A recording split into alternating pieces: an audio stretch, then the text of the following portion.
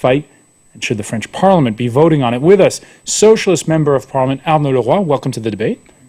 Also with us from across the aisle, Opposition Conservative Jacques Millat. Welcome back, sir. Good evening. Haytham Manna of the Syrian National Committee for Democratic Change. Haytham, you have a huge stake in this, obviously, as a member of the opposition, a personal stake. Your brother was killed by the regime, and yet you are against Western intervention. It's a point we'll pick up on a little bit later, I hope, during this discussion. The France 24 debate, where you can join the conversation on Facebook and on Twitter, our hashtag F24Debate. Let's cut to the chase, Arnaud Leroy. François Hollande, is he doing the right thing by not putting intervention in Syria to a vote? I mean, what we have been discussing today is not about vote or no. It's, do we have the proof of chemical attack in Syria? It's the main point to be discussed at the Assembly, in the Senate, and the question put also to the French population today. This is a question we are asked to think, not about the vote of the Parliament. I think it's important topic, but secondary. All right, let me put the question to you otherwise then. Should an eventual French intervention be put to a vote? For a personal opinion, I think so. It has been said, I put it quickly and rapidly in the press, in Mediapart, for example. I think we should have a vote, but I repeat, it's not the question we are asked today. The question is, do we have the proof of the chemical attack in Syria? First. Second, who conducted this attack? This is the two questions we are looking at the moment. So you're saying yes to a vote, but it's too early for that vote? I think it's too early. I mean, early because we have the G20, as you said. Everybody is complaining that we didn't give a try to diplomacy or diplomatic action. That's now, in Russia. I mean, Putin will be put in front of his responsibility. He said this morning, if we have evidence of chemical attack, we will act, we will move. He decided to stop the delivery of rockets to Syria. So there is first move. But I repeat, the question is not today about institutional reforms or in France. It's not the moment. The moment is, do we have the proof of an attack, and how we managed to demonstrate these attacks have been conducted by the Syrian regime. All right, too early for a vote, you say. A lot of lawmakers, though, on the benches of the National Assembly this Wednesday think it's not too late, and they point to the vote that took place last Thursday in the UK House of Commons and the one that's coming up in the US Congress. France's president has made for himself an institutional trap that has been made worse by the vote in Britain's Parliament and the US Congress. The Greens are watching with interest what's happening in the United States, where neither the Constitution nor the custom of this country forced the president to call for a vote, but he's decided to consult Congress. Jacques Millat, I saw that you penned a communiqué saying, "Long live England, vive l'Angleterre." You wrote it. For once. Is there a bit of England envy on your part at this point? Well, I would agree with Arnaud that, you have to go to step by step in this very complicated situation. First of all, this is a question of a proof. This is true that there's been a chemical attack. No one can deny that. This is very true, unfortunately. Secondly, we don't have yet the smoking gun. We don't know who did it, really, because in the press release that I read very carefully, coming from our intelligence services, you have clues, and I know they have clues, but they cannot say this is a regime or maybe something else. There's a foreign ministry statement out of Moscow. It's just come in. Saying Russian experts say that the weapons used in the chemical attacks similar to ones made by a rebel group. This is a Russian foreign ministry statement. I am very, very cautious because in this field, everyone tries to manipulate the others. So we have to have evidence in the UN when the experts will come back and then assess chemical weapon, what kind of gas, and who did it, very likely. Secondly, there is a very big question, which is, have been arisen in the National Assembly today. That means, can we act? how can we act? Because we are in the international system. The state which uses force without any mandate of the UN or without legitimate self-defense, Article 51 of the Charter, is an aggressor. Never forget that. And is relevant to the International Court of Justice for war crimes. And France, has been putting its diplomacy and having a very strong position for the past decades, left or right governments, we need a UN mandate. If you act without mandate, then you are in a very bad situation, especially for a country like France, which is permanent member of the UN Security Council and always defend international law. And then, We're going to pick up on this point of the UN mandate in a moment. I'm going to interrupt you gentlemen because we can go to Damascus. France 24's Lucy Fielder, who is based in Beirut, making what is normal circumstances a short drive from Beirut to the Syrian capital. Lucy, I guess first of all, before I ask you about how people are seeing the debate that's going on here from where you are, how are things in Damascus?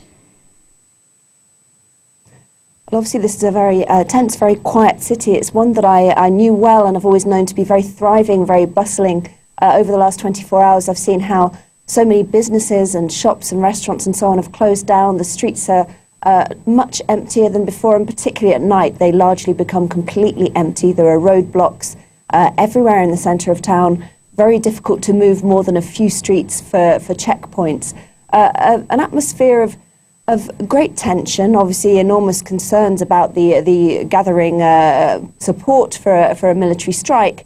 But also a strange normality. Today we could hear rocket sounds booming across the city, very loud mortar and artillery shells landing just on the outskirts and in areas like Jobar and Muaddamir, but actually from central Damascus you can hear it very clearly. Rockets landed in central Damascus last night, though they didn't cause any casualties. There's a strange normality, and at the same time things aren't normal, things are tense, closed off, and this is a very diminished city. Now, Lucy, have you had a chance to speak to officials and to other people and ask what they think of the debate we're having here around this table, which is one we've been having for a few days now? Well, we spoke to the Syrian Speaker of Parliament last night, Jihad Laham, and he'd just addressed a letter to the French Parliament urging it not to support a military strike and saying that if it did, any French people that did support the military strike would have Syrian blood on their hands and history wouldn't forget them. He sought to remind people of the whole Iraq debate. He also sought to remind the French of their own secular traditions and to say that Syria also is a very secular state. It is true that the church and state are separated here, though of course many here accuse the ruling elite of being from one particular sect, mainly the Alawite sect. So he was seeking to make these claims and to stress these aspects, but he was also very defiant. He was saying that Syria would defend itself, and saying that if America in particular started this war, it wouldn't know how to end it, and it could become regional, perhaps even global. Lucy Fielder, thanks for that update. We'll continue to check in with you, obviously, throughout here on France 24 from Damascus. Haytham Manna, we're going to hear, we'll later on, we'll look at a longer excerpt of what Bashar al-Assad himself said in an interview with a French newspaper earlier this week. But this idea, in the words of Assad, it was sort of a veiled threat that France would feel the repercussion if there was a strike. What do you think of that? I'm not concerned by Assad declaration. I am concerned by the reaction of Syrian Democrats and the Syrian people. It's more important because Assad can declare something today and tomorrow you have another declaration. For that, I think the most important thing now is, and the most important question in Syria, is what about tomorrow? Does the West appear weakened when we have this debate, when we have a debate about whether or not to vote over what happened, whether or not to have a vote in Parliament, when we have a debate about whether or not to strike? Does the West seem weak? In aside, some people take in consideration what happened here. But in the other side, we can speak about the global elements of the Syrian society which give the Syrian reactions. And these reactions are not really dependent of what happened here. Most of the Syrian people, we can speak about a majority of people inside Syria, are against any aggression because they know they are also victims, not only the regime. We cannot attack in Syria in a surgical operation and choice. This one is civilian and this one is from the army or Shabiha. For that, the attack will be against Syrian. It will not be against the regime. Right, the fear of For that, the majority inside Syria is against. But outside Syria, many refugees, you can find many people who say, we must finish. We must finish. If you find a solution outside, if the Satan can come to do something, we accept it. You know, it is a reactional position, but it exists. And our position as a political responsible from the beginning was against any foreigner military intervention. From jihadists, from Hezbollah, from Americans, from French army, from anybody. The most important thing to establish a democracy in a country is to choose with the real balanced force inside the country. Let me get Arnaud Leroy's reaction here. This fear of the collateral damage, I guess it was the term employed in the in previous conflicts. This fear of civilians bearing the brunt of any outside intervention. I would like to come back on the point raised by Jacques Millard about the UN. 2 points. The mandate of the team of inspectors, the current one, which is trying to demonstrate the use of chemical weapons. In this mandate, it's not foreseen to seek who send these rockets and who use this gas. So this is the first important answer about the role of the UN. As you know, France, in its tradition, has always, and it has been said, whatever the government is, socialist, right-wing, try to use the UN to find a solution. Today, still last week, it has been said by our Prime Minister this afternoon in the Assembly, France tried to push a resolution. It's maybe the 10th trials to go forward with a political solution through the UN. It's blocked. So, I mean, at one stage, you have to take a decision and make a step forward. Is it without the UN? I don't know. The question is on the table, but we cannot be blocked totally by the UN functioning at the moment. On Twitter, this reaction, it's too... If you allow me to reply to the human casualties in case of action. I mean, that's why when you were speaking earlier on about the vote, today we are looking for solutions in UK, US, other Turkey as well, the League of Arabian countries as well, to avoid such an issue, to avoid like collateral damages. But after it's a war, I mean, we shouldn't. No, but the question is, it's. I don't want to be too provocative, but you cannot, and I want to.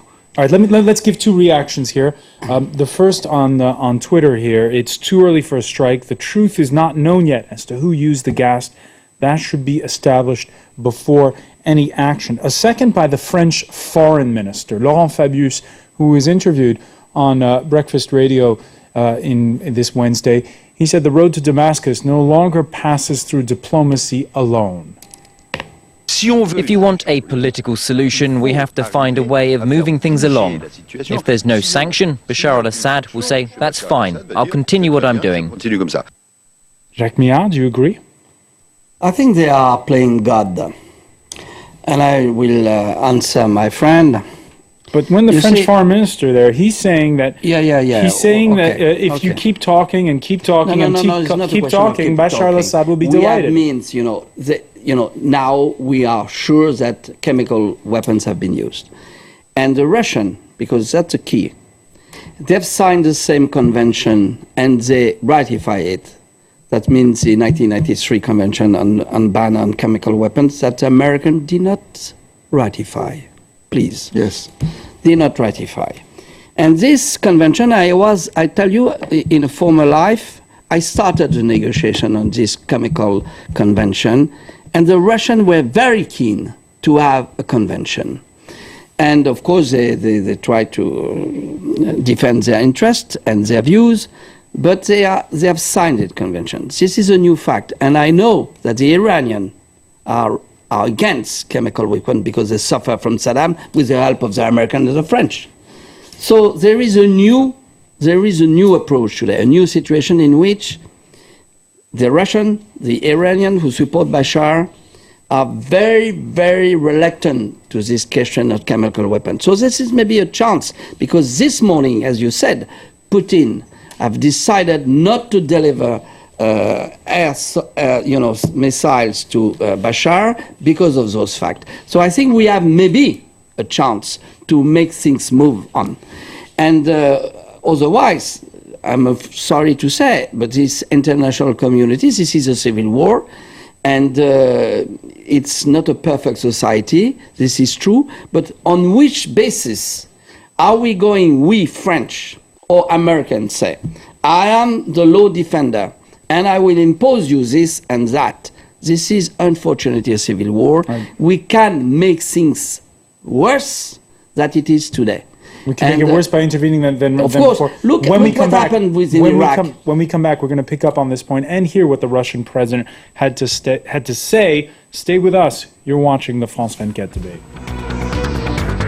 This is the France 24 debate. We're looking on the day where the French Parliament's been debating but not voting on an eventual intervention in Syria. We're looking at it with Socialist Member of Parliament Arnaud Leroy, Conservative Member of Parliament Jacques Millard, and Haytham Manna of the Syrian National Committee for Democratic Change. We were talking about remarks made by Syria's president this week. He granted a wide-ranging interview to French daily newspaper Le Figaro, Bashar al-Assad, warning he was the sole rampart to terrorism. There is no credible alternative. He says in that interview, the opposition has no popular base in Syria. It is made in France, made in Qatar, but certainly not made in Syria. It follows the orders of those who made it. Haytham Manna.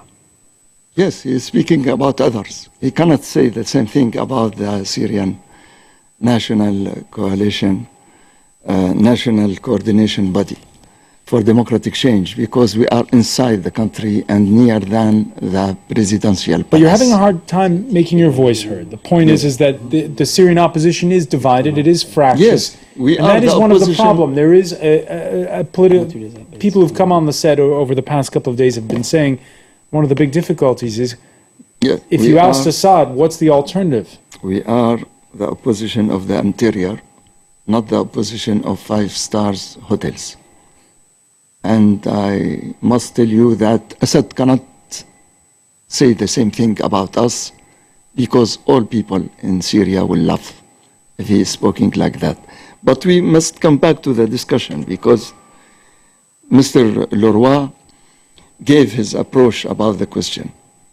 I participated as a human rights defender in 4 missions for chemical weapons. I participated about 85 missions all over the world. And I know what is the reglementation to work. And I was in New York in the debate about this mission in Syria. The states, the delegation of USA was against a great mandate. Why? Because it was about Khan al-Assal. And we know that Khan al-Assal is not the regime, but the terrorist of Al-Qaeda. And because they spoke about that, the responsibility of the regime, they limited the mandate. And France and UK, they didn't say anything. Russian and Chinese were for a great mandate. This is very important to know. Now we say that this mission don't have the right to speak about. Because of you. It is not because of Russian or Chinese. And because of this idea that if it is the terrorist, people will say in Western country, that terrorist is more important than free army, and we are supporting terrorists in Syria. Now, let's pick up on that point, because one of the second point. But the big issue. Second point. If you have a position, I have all the respect for you. But now, what is your position? Your position is wait the American Congress and decide. You are behind the American decision. And all what you say about chemical weapons and ethical and morals question is theory. The real, very bad reality that you don't have your own decision. Your decision is dependent of the states and of the Congress. And I hope that the deputies of the people in France don't accept to give a mandate to the Congress for this action. Arnaud Leroy? I mean, I fully disagree on the fact that the French Assembly is looking at the result of the Congress. But, I mean, let's be realistic as well. Who is today the main power in the world?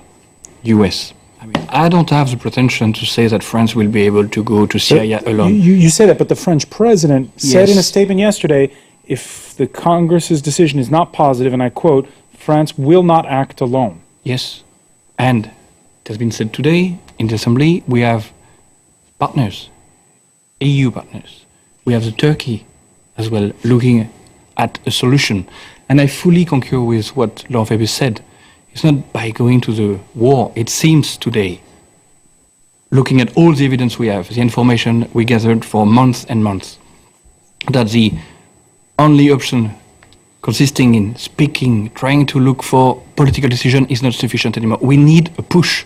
And the push is maybe an army solution, armed solution. Right. Just to say as well, because we are looking at Syria, but what is behind as well? And it's an important point in the French position. It's the risk of proliferation. We cannot look at the Syrian debate alone. Syria is today the main theater of risks. But if we don't give a clear signal to Assad, today, tomorrow, what will be the answer as well of the international community to Iran, potentially, North Korea, and potentially other countries? We're going to pick up on that point because it's one that Barack Obama made in a different version earlier this Wednesday. And by the way, divisions in the United States Congress mirroring those in Britain and France, divisions that go across party lines there. This is something that the United States as a country needs to do. I'm going to support the President's call for action. I believe that my colleagues should support this call for action. While we all feel the actions by the Assad regime are reprehensible, I don't think there are any of us here that are willing to support the possibility of having combat boots on the ground. All right, let's go to Washington. Correspondent Philip Crowther. Philip, give it to us straight. Does Barack Obama have the votes on Capitol Hill to get his resolution for intervention in Syria? Well, the straight answer right now is that this will be a very, very tight vote, probably in both houses, in both the House of Representatives and in the Senate. It's a little bit too early to say now, but time is running out. Congress reconvenes on Monday of next week, on the 9th of September. There is that possibility that we could even see a first vote in the Senate on a military intervention in Syria as early as that Monday when the Senate reconvenes. Meanwhile, what we're all doing here in Washington is coming up with our very own whip count, meaning we're trying to calculate who might be leaning no, who might be leaning yes. And you heard there from John Boehner, the Speaker of the House of Representatives. That is a big Republican voice. He is very much on board, but that does not necessarily mean that all Republicans will follow him, especially in the House that is controlled by Republicans. This is going to be very, very tight indeed. And one opinion that's been really interesting over the last few days is that of Senator John McCain. He is very much for a military intervention in Syria, but he is not for the resolution that appears to be coming before the Senate Foreign Relations Committee as we speak right now. He wants a bigger intervention, an intervention that might be able to change the momentum in Syria, whereas other senators and members of the House of Representatives want a smaller footprint and certainly no boots on the ground, and there are others who don't want the United States to intervene at all. There are a lot of different opinions, all of which will mean that this is going to be a really, really tight vote and a big moment for Barack Obama. And just very briefly, Philip, how torn is public opinion on this? I'll tell you what, it's not really, because the polls, they just keep on confirming that over half of the US population does not want the United States to intervene. What we're hearing from members in the House and senators is that they are fielding a lot of calls from their constituents right now, almost all of them telling them to vote no, to vote against a military intervention in Syria. And really, senators and members in the House are really under pressure now. They've been put under pressure by Barack Obama when he said, you will have to say what you believe in. They will all have to vote. They will have to take their responsibility in a sense. So you'll see all these senators and members giving their opinion now in the next few days, possibly as early as Monday. And that's when they'll really be showing their cards. And there's that certain responsibility, of course, towards their constituents who don't want the United States to go into another war or intervene militarily. Remember, Secretary of State John Kerry has been insisting the United States will not be going into a war here, just a military intervention, but still a large part of Americans very much against this. All right, the ghosts of Afghanistan and Iraq weighing very much on this debate. Thanks for that, Philip Crowther in Washington. Jacques Millard? Yes, I think I perfectly understand the public opinion. Why? Because in fact, you know, the way that Hollande or Obama said they will intervene, they said we are just targeting few sides, etc. What do you think of John McCain's position? If you're going to do it, don't do it halfway. Go the whole Yeah, hog. well, and this is it. In fact, this is the main point.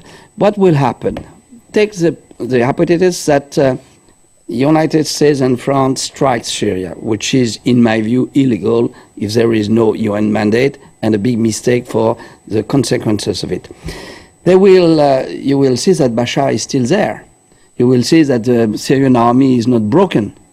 And then people will say, especially some of the opposition say, you have to carry on, because in fact he doesn't understand the signal.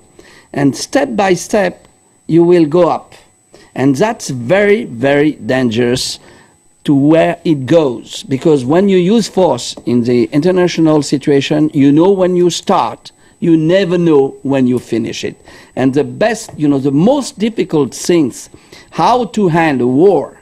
We've seen that in Lebanon, we've seen that in Afghanistan, we've seen that in Iraq, which has been a chaotic situation that it is still at life now. 1 million dead. You know, Saddam has maybe killed many people, I agree. But the result of it, the poor Iraqi people have suffered that much. All right, so we heard Arnaud Leroy complain about the prospects of inertia, of doing nothing, what that would do. And you're worried about. And I don't say we should not do nothing. I think that since, you know, the UN experts have been there, they are going to establish that there's been chemical weapons, and then it will be the duty of the Security Council to say, what do we do? I am pretty sure that the Russians will move, because they cannot accept that. Otherwise, they will lose, you know, a lot of things. And never forget also that we have to consider the entire situation everywhere around. And this is true. We have to do something, but there is no military action which will solve the problem. Haytham Manna, you've been to Moscow several times over the past 2.5 years. Do you think the Russians are really going to change? I don't think so. Mr. Lavrov asked me what was the role of Russia in the crisis, the Libyan crisis. I said to him, 0%. He asked me, what is the place of Russia in the Syrian crisis? I said to him, at least 50%. He said, how you ask us to change our politics now? So they're still angry about Libya? I think that the Russian position will still very strong, and the best thing of the Russian position is to go to Geneva too. Yes. And here I'm very sad, because in 15 months, tell me what the Quai d'Orsay did for Geneva too. Nothing. He didn't contacted us. The most important thing was the question, give us a list of weapons, give us a list of humanitarian help and how to send some people to help the Syrian army. They received Salim Idris 25 numbers of time more than politics. And this is the mistake of France. So you're saying that for now, there's no signs that Russia's going to change its position. Just a comment on Twitter. How can we think it is not the West's war when the American president says he should defend U.S. national interests in the region? On his way to St. Petersburg for the G20 summit, the U.S. president was asked about his decision last Friday to reverse himself and to go to Congress to consult. Barack Obama replied, and it's a bit similar to what you were saying, Arnaud Leroy. You said it's all about the conflicts that could yet come still. Under international law, Security Council resolution or self-defense or defense of an ally provides a clear basis for action. But increasingly what we're going to be confronted with are situations like Syria, like Kosovo, like Rwanda, in which we may not always have a Security Council that can act. It may be paralyzed for a whole host of reasons. And yet we've got all these international norms that we're interested in upholding. Jacques Millard, you think the Russians are going to move. What happens if they don't? And that's what Barack Obama is saying. He's saying, what if the Russians don't budge? First of all, what do you I'm do? sorry, Mr. Obama is not the sheriff. Okay? We are no more at the time of Suez. We are no more in the neo-colonial period. This is, we are not going, the world is not obliged to obey Mr. Obama. And Mr. Obama, when he said something absolutely wrong in the question of Rwanda. There was a decision of the UN because it was a genocide. And France moved along because there was a UN decision. First of all, Kosovo hold on, let me interrupt you about Rwanda. That decision came late. Obama, when he because the Americans did not want to move. And Bill Clinton described it as the single biggest regret of his presidency. Many of Obama's top aides are from the Clinton administration. In France, we have this precept in the law, which is non-assistance to people in danger. No, that's, I'm sorry, this is... At what point you have 2 million refugees, refugees, add to that all the displaced people. Are refugees. You have, at what point is there a moral imperative to act? First of all, you don't speak of morality in international. You speak of international law, principle, and realities. That's a very big mistake to try to move things and try. When I'm absolutely upset by this kind of things. We are going to make war in the name of human rights, and at the end, you kill 10 times more people that have been killed at the first time. So I think we have to be a bit realistic. This situation is awful, I agree. But this is also true that we have means to act, and I'm sure that this international situation will come to an end just because at the time in civil war people are fed up by war and they will come to Geneva. Because I agree with you, the only answer which is possible is Geneva 2, so that we all come, even the Iranian, because I can tell you one thing in the Western world. People don't want to invite the Iranians, who can have a lot of influence over Bashar, because they say we fear that if we invite them, they will deal their nuclear program against serenity and peace in Syria. What does it mean, please? This is rubbish. We have to go invite the Iranians. The Iranians. Yes. We have to bring everyone around the table. Arnaud Leroy? On the last point of Jacques Millard, I fully agree. I think if you want to find a political solution, you should have no exclusive, as we say. Everybody should be able to sit around the table to find a solution. I mean, let's be realistic as well. You said France didn't walk towards Geneva 2. I don't have the feeling that this government and the previous one didn't try to find a political solution to the same crisis. I would like to come back on one point you said, and I fully concur on the analysis, which is the Libyan precedent. The fact that we use this resolution 1973, adopted in 2005, putting a new liability on states to protect their own people. It's the legal basis of the action in Libya. I remember that at the time when we said, okay, we will organize the no-fly zone. No, it's not for hunt to Gaddafi.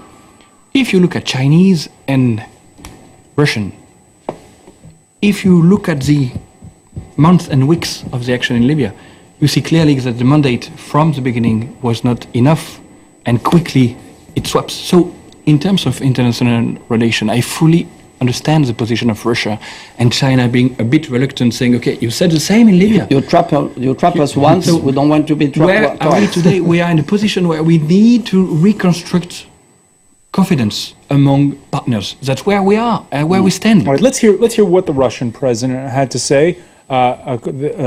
Will Russia budge? It was the question that was put to its president in an interview with the Associated Press. As for the video footage showing the dead children allegedly killed in the chemical attack, it is horrible. The question is who did it? Who is to blame for that? The footage doesn't give answers to those questions. What would Russia's position be if you became convinced that it was by the government of Syria? Would you agree to military action?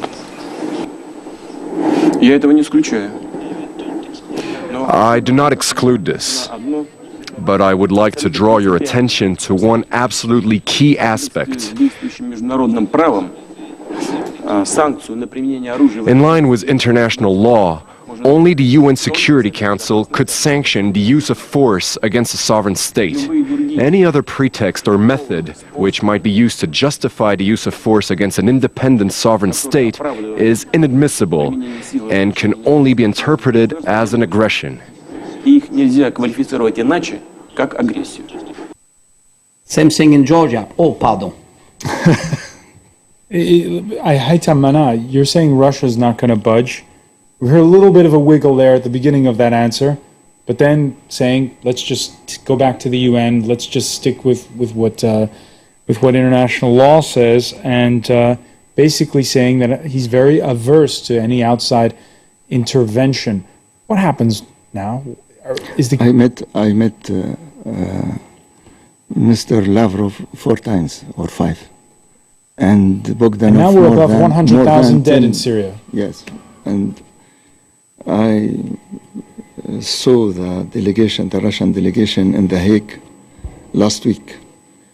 I know how they try to propose to us something. And I met also the Minister of Foreign Affairs in China twice. And he said to us, everything inside UN, we will be okay if it is in. Well, they keep vetoing resolutions. Yes. And some of them pretty and lightly they give worded. me all the time the example of Geneva communique.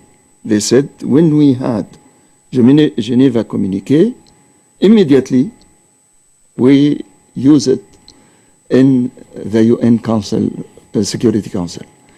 That's mean, seriously, the most important clearness in position was from Russia more than the states. The states changed many times. They asked me one time to tell Russia that they stop any cooperation they keep vetoing in resolutions. Geneva They 2. veto resolutions. 4 days after they said to me, no, we will go again to Geneva 2. Never Russian. They keep vetoing resolutions. They veto resolutions that are watered down. Yes, for exactly. We must call a cat a cat. When you have your text, when Mr. Hague have his text and impose this text as it is and say you vote or not, I refuse it. Not only the Russian delegation. Jacques Millard was saying a moment ago how the use of chemical weapons does change things, and perhaps there will be, there's already, you were saying a change on the part of the Iranians for sure, we've seen it, and also the Russians. Turkey's Prime Minister, Recep Tayyip Erdogan, doesn't think it's about chemical weapons. He thinks chemical weapons are only part of this issue. It's very interesting that Putin says he would support an operation if Assad used chemical weapons. I would like to underline something. It's a crime to kill people regardless of the type of weapon used. That is a crime against humanity. Does that mean that you can kill with jets, helicopters, tanks, snipers, and that wouldn't be taken as a crime? And when chemical weapons are used, it is suddenly a crime. concretely, Arnaud Leroy, as we go into this G20 summit, as we go into that, what's going to be a raucous vote in the U.S. Congress next week, does he have a point, Turkish Prime Minister? I mean, he has a point. I mean, the other point is France, UK, US, international community, Ban Ki-moon as well, put as a red line is the kind of formulation used, the use of chemical weapons. Today we are there. I fully agree with what Erdogan said. I mean, we have 100,000 dead people already, 2.5 million refugees, not killed by chemical weapons. We cannot say nothing. We cannot stay mute looking at this 2.5 years that is going on. At one stage, we have to, it's a responsibility. Either we say we don't act, or we take action. It's a question. I mean, at one stage, we should try to stop, to discuss, and act. Unfortunately, we're out of time. We're going to have to leave it there. Arnaud Leroy, Jacques Millard, I want to thank you. I want to thank Haytham Manna, and thank you for joining us here. We'll, of course, continue to follow the developments in the build-up to that G20 that starts Thursday in St. Petersburg. Stay with us. You're watching France.